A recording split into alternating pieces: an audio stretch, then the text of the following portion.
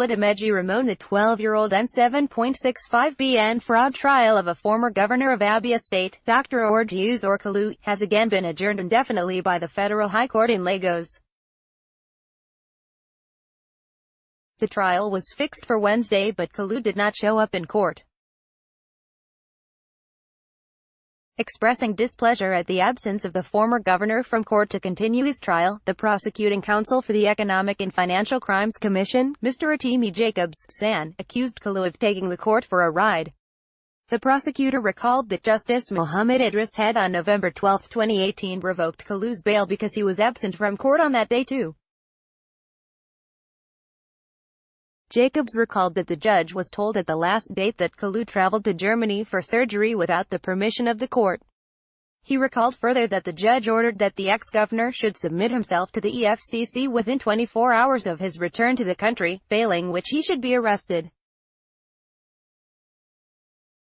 Jacobs said in view of Kalu's absence from court on Wednesday, Justice Idris should invoke Section 352(4) of the Administration of Criminal Justice Act, 2015 and let the trial continue in Kalu's absence.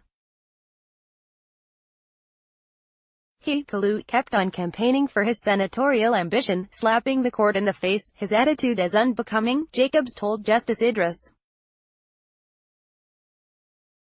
Read also, give Buhari some credit, ex-agitators tell militants reacting. Kalu's lawyer, Professor Orji Kalu, SAN, said he did not wish to take issue with Jacobs, except he documented his complaints in an affidavit.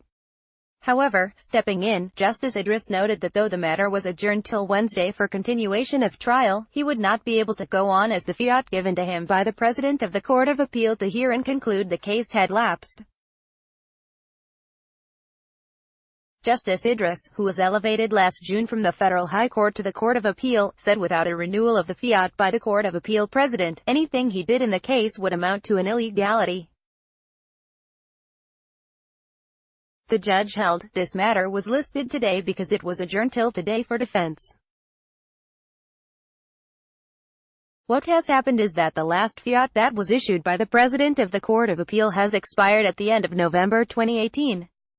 On the 10th of January, 2019, I received a fresh fiat in respect of some matters that I have started and some new matters, but this particular case was not mentioned. For this reason, I have a strong feeling that I shouldn't continue with proceedings in this case unless there is a further directive from the President of the Court of Appeal. I should not proceed further, otherwise I might be acting without authority.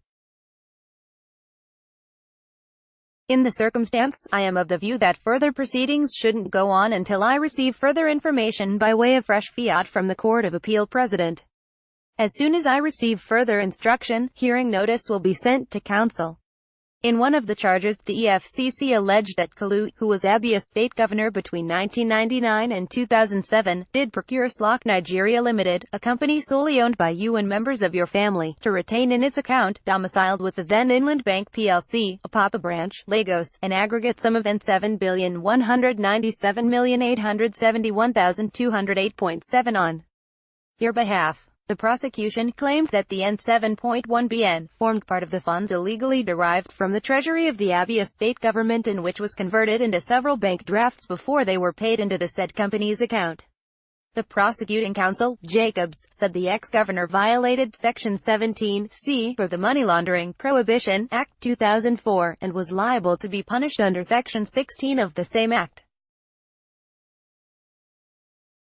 Apart from the N7.1bn, which he was accused of laundering, the ex-governor and the other defendants were also accused of receiving a total of N460 meters allegedly stolen from the Abia State government treasury between July and December 2002.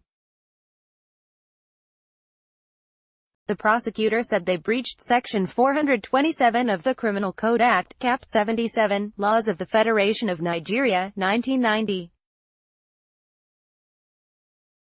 On their part, Jones Udiogu, SLOC Nigeria Limited, second and third defendants, respectively, one Emeka Ebone, said to be at large, and another fellow, Michael Udo, also at large, were accused of collaborating with Kalu to conceal the genuine origin of allegedly stolen funds. You may also like fraud. AFDB bars Nigerian firm, MD. The EFCC said they were liable to be punished under Section 14(1)(b) of the Money Laundering Prohibition Act, 2004. The defendants, who have been standing trial for 12 years, however, pleaded not guilty. Copyright Punch. All rights reserved. This material, and other digital content on this website, may not be reproduced, published, broadcast, rewritten or redistributed in whole or in part without prior express written permission.